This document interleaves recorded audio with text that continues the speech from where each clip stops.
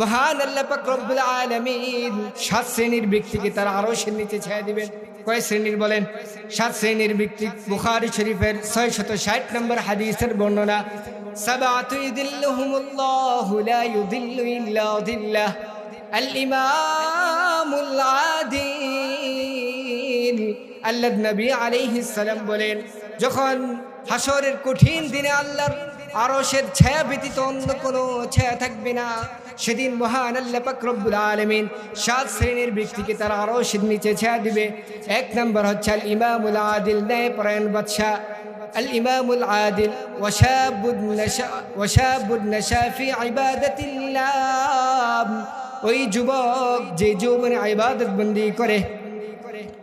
ওয়ারাজুলুন কলবুন মুআল্লাকুন feel মাসাজিদ, 3 নম্বর ব্যক্তি হচ্ছে ওই ব্যক্তি যার অন্তরটা সবসময় মসজিদের মধ্যে লেগে থাকে। ওয়ারাজুলান তাহাব্বা ফিল্লাহ, 4 নম্বর ব্যক্তি হচ্ছে যে একে অপরকে ভালোবাসে, মহাব্বত করে, বন্ধুত্ব করে আল্লাহর জন্য।